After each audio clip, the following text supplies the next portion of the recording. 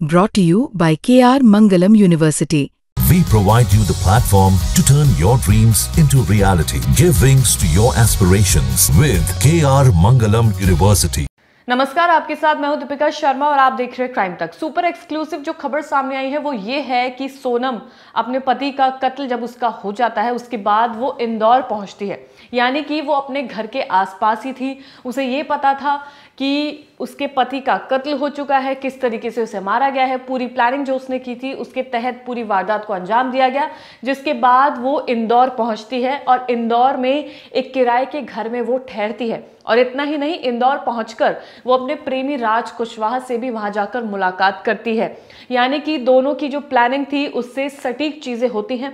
राजा रघुवंशी को जिस तरीके से मारा जाता है वो अपने प्लान में सक्सेसफुल हो जाता है। उसके बाद वो ट्रेन से इंदौर पहुंचती है। इंदौर में जाकर एक रेंट पर घर लेती है, उस घर में ठहरती है और फिर राज से मुलाकात करती है। वही राज जो इसका प्रेमी है सोनम का, जो वहां पर भी पहुंचता है। जब पता चलता है कि राजा रघुवंशी का शव उसके घर पर पहुंच गया है, उसके बाद सोनम के पिता वहां पर जाते हैं, जिनकी हालत बहुत ज्यादा खराब होती है।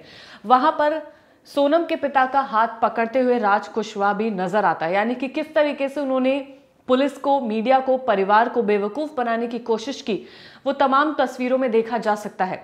यानी कि ये दोनों लोग इस तरीके की एक्टिंग करते हैं जहां से ये लगने लगता है कि इन बेचारों का कोई भी दोष नहीं है। जब सोनम ढाबे पर पहुंचती है तो वो इस कंडीशन में नजर आती है कि जैसे उसने कुछ किया ही नहीं है, बल्कि ये वही सोनम है जिसने किलर्स को हायर किया, राज कुशवाहा के साथ मिलकर अपने पति राजा रघुवंशी की हत्या रची। तो जो एक्सक्लूसिव खबर सामने आई है वो ये है कि हत्या के बाद सोनम क्राइम सीन से 10 किलोमीटर दूर तीनों आरोपी के साथ बातचीत करती हुई सीसीटीवी में नजर आती है। इसके अलावा 25 को वो शिलांग से सिलीगुड़ी के रास्ते ट्रेन से इंदौर पहुंचती है। इंदौर में राज से सोनम की मुलाकात होती है। सोनम इंदौर में एक किराए के घर में रुकती है। फिर एक ड्राइवर ने उसे यूपी ड्रॉप किया। वाराणसी होते हुए गाजीपुर सोनम पहुंचती है और गाजीपुर में वो आत्मसमर्पण करती है, जहां पर ढाबे का मालिक फोन करता है पुलिस को और पुलिस आकर सोनम को ले जाती है। फिलहाल पुलिस को मेघालय ले जाया जा रहा है। वो एयरपोर्ट पर भी पहुंच चुकी है और उसके बाद वो मेघालय पहुंचेगी, जहां पर ये एक्चुअल क्राइम सीन हुआ है, और उसके बाद से इस पूरे केस की जांच पड़ताल दोबारा से की जाएगी। गुवाहाटी रेलवे स्टेशन के पास से मर्डर में इस्तेमाल किया गया वेपन भी बरामद कर लिया गया है। हनीमून के दौरान सोनम कोई भी फोटो अपलोड नहीं कर रही थी। इस बात से पुलिस का शक भी काफी ज्यादा बढ़ जाता है। पुलिस को शक हुआ और सोनम के हत्या में शामिल होने की पुलिस को पहली लीड वहां से मिलती है। अमूमन देखा गया है कि जब भी कपल कहीं घूमने जाते हैं या कोई भी हम में से घूमने जाता है तो हम तस्वीरें अपलोड करते हैं, आप अपने परिवार वालों को भी तस्वीरें भेजते हैं, पर सोनम ने ऐसा कुछ भी नहीं किया। सोनम ने राजा के अकाउंट से मर्डर के बाद 2:15 में एक पोस्ट किया। 3 और 4 जून को पुलिस को सोनम के शामिल होने के बारे में पता चला, यानी कि जब पुलिस को लीड मिलती है तो उसके बाद में पुलिस उस डायरेक्शन में जांच करती है। मौके से जो जैकेट मिली थी वो हत्यारे आकाश की थी। आकाश वही है जिसे सोनम ने हायर किया था अपने पति को मारने के लिए। रेनकोट सोनम का बरामद किया जाता है। उसके बाद मोबाइल स्क्रीन जो राजा का फोन था उसकी स्क्रीन वहां से बरामद की जाती है। सोनम ने अपना रेनकोट आकाश को दे दिया, जिसमें खून के धब्बे लगे हुए थे, ताकि उसे पकड़ना नामुमकिन हो जाए। वो भी मौके पर वहां पर फेंक दिया जाता है, जिसके बारे में पुलिस को पता चलता है और इससे फिर दूसरी लीड पुलिस को मिल जाती है। इसके बाद आनंद की गिरफ्तारी होती है, जो दूसरा आरोपी है इसमें, जो सोनम ने हायर किया था। गिरफ्तारी के समय उसने वारदात वाले कपड़े पहने हुए थे, यानी कि जिस कपड़ों में उसने कत्ल किया था, गिरफ्तारी के वक्त भी उसने वही कपड़े पहने हुए थे। पुलिस की पहचान होती है, पुलिस पहचान करती है और उसे गिरफ्तार कर लिया जाता है। इसके अलावा तीसरा आरोपी विशाल है, जिसने पहला वार राजा रघुवंशी के सर पर किया था। 7 तारीख को मेघालय पुलिस ने ऑपरेशन हनीमून प्लान किया। 8 को एमपी पहुंचे। 15 से 20 लोगों की टीम अलग अलग लोकेशन पर पहुंचकर इन लोगों को गिरफ्तार किया गया। 4 आरोपी, चारों को गिरफ्तार कर लिया गया है। 5वीं है सोनम, जिसने आत्मसमर्पण किया पुलिस के सामने, और उसे भी अब मेघालय ले जाया जा रहा है। इसके अलावा राजा रघुवंशी की मां, उन्होंने भी कई खुलासे किए हैं जो पुलिस को मदद कर रहे हैं इस पूरे केस में। राजा की मां उमा रघुवंशी ने इस हत्याकांड में बड़ा बयान दिया है। उन्होंने दावा किया है कि उनके बेटे की पत्नी सोनम ने इस पूरे हनीमून की प्लानिंग की थी। इससे पहले इनका प्लान उत्तराखंड जाने का था, लेकिन मेघालय जाने का प्लान सोनम ने बनाया था। सबसे बड़ी बात यह है कि सिर्फ जाने की टिकट्स की गई थी, वापस आने की टिकट्स की ही नहीं गई थी, क्योंकि सोनम को पता था कि वहां पर क्या होने वाला है और वो वहां से ट्रेन के जरिए इंदौर पहुंचने वाली थी, इसलिए उसने कोई भी टिकट वापस आने की बुक नहीं की थी। राजा रघुवंशी की मां ने कहा कि मेरा बेटा सोनम के कहने पर उसके साथ मेघालय गया। वो इतनी जल्दी कहीं घूमने के मूड में नहीं था। सोनम ने उसे फोर्स किया, बिना बताए टिकट बुक कर दी, जिसके बाद उसकी मां कहती है कि अब टिकट्स बुक हो ही गई हैं तो तुम दोनों घूमने जा सकते हो। उमा रघुवंशी ने कहा कि सोनम का व्यवहार शादी के बाद उनके परिवार के प्रति बहुत ही सरल था। वो सबसे हंसकर बात करती थी, सबके साथ घुल मिल गई थी। उन्हें कभी उस पर कोई शक नहीं हुआ था। हनीमून का प्लान सोनम का था, वापसी की कोई तैयारी नहीं थी। दोनों को 6-7 दिन में लौटने का प्लान था। उन्होंने कहा कि जब उन्होंने गाजीपुर से आई सोनम की तस्वीर देखी तो वो काफी ज्यादा हैरान हो गए। मां का ये कहना है कि सोनम के शरीर पर कोई भी खरोच नहीं है, क्योंकि अगर इनके साथ कोई चोरी हुई है, इनके साथ कोई मारपीट हुई है तो सोनम वहां पर कहां थी, उसके साथ भी कुछ क्यों नहीं हुआ। यह भी एक शक के दायरे में आता है कि सोनम एकदम स्वस्थ है, सोनम के शरीर पर कोई भी चोट के निशान नहीं है।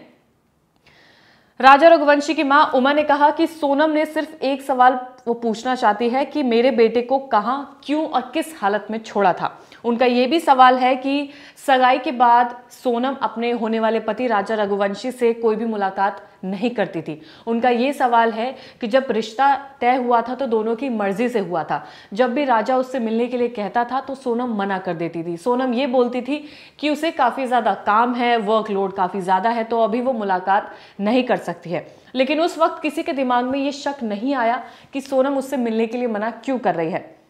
परिवार ने सवाल उठाया तो सोनम का जवाब यही था कि ऑफिस का काम बहुत ज्यादा है। यहां तक कि वो ये भी कहती थी कि अगर वो राजा को कॉल नहीं कर पा रही है तो राजा उसे खुद क्यों नहीं कॉल कर सकता।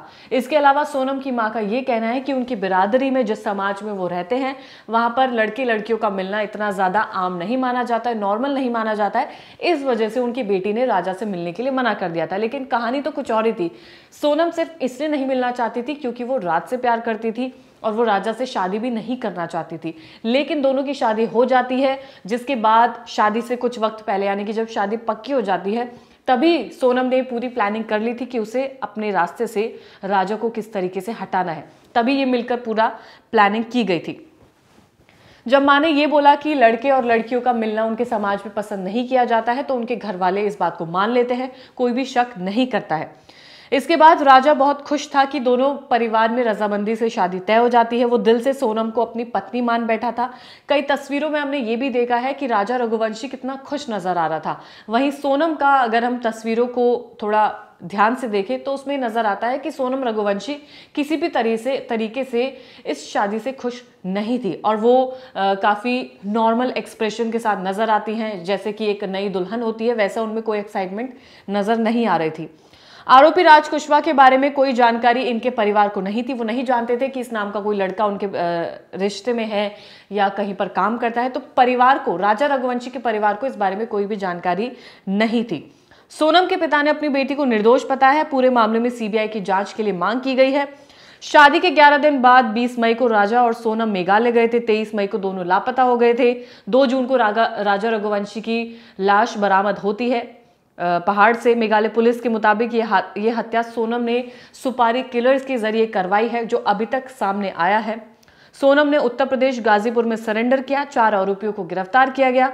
पुलिस के मुताबिक सोनम और उसके प्रेमी राज कुशवाहा ने मिलकर इस हत्या को अंजाम दिया है। दोनों के बीच अफेयर था।